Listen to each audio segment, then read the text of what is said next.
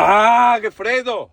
Non so, dobbiamo andarvi a fare in culo, se ho schizzato il bottone così, va bene.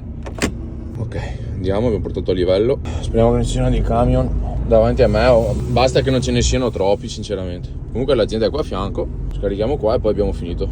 Cioè, finito. La prima tappa, ne abbiamo altre due. Però questo quasi di andare via è già un buon segno.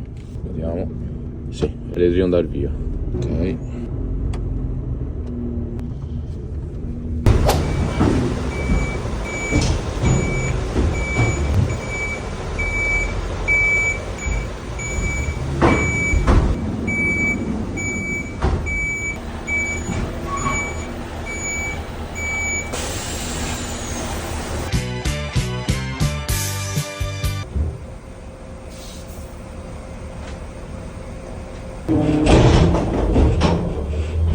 Portiamo le bolle e poi andiamo verso casa, cioè andiamo a Venezia, poi caricare. Ottimo, hanno finito di scaricarmi, adesso ci stacchiamo dalle ribalta, andiamo a prendere i documenti e poi andiamo a Venezia.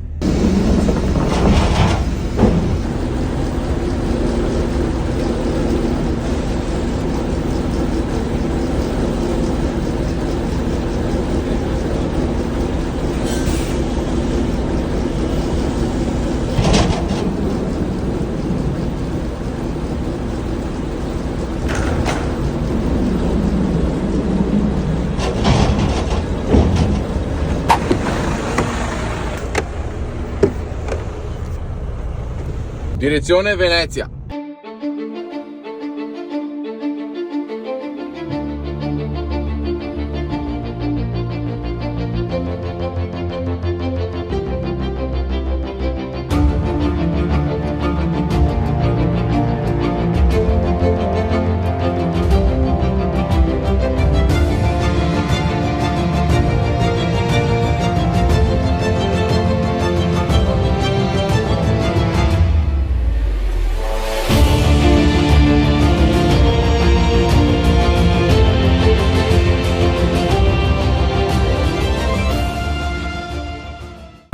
Ma perché ogni volta, se devo mettermi sulle ribalte laterali, mi devono mettere i bancali davanti? Moto!